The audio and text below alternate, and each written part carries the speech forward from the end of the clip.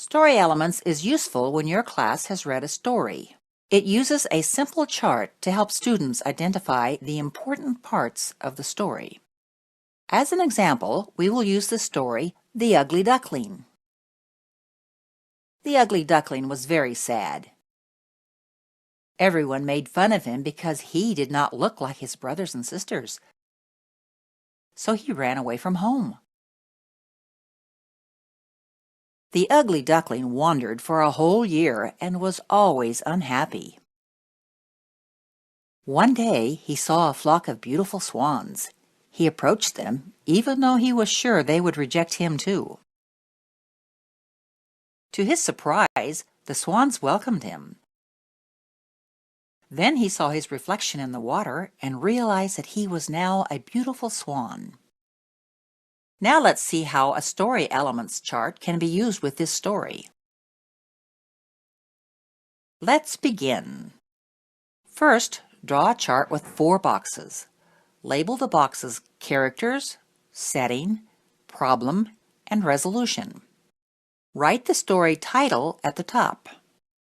Ask the students to identify the main characters in the story. Write their answers in the characters box. The ugly duckling, the duck mother, and the ugly duckling's brothers and sisters. The setting includes both location and time. Have the students talk about where and when the story took place, and note those in the setting box. A barnyard out in the country. It took about a year for him to grow up.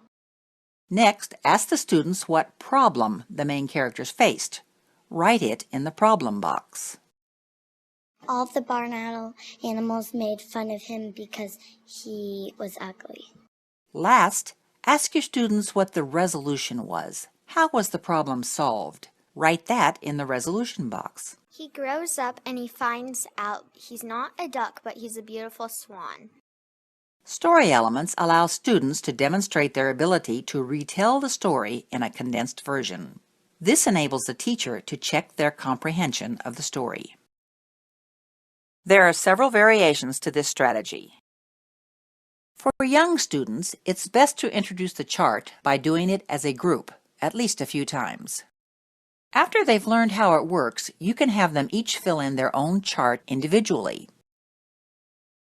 For very young students who don't know many words yet, you can have them draw pictures to represent each part of the story.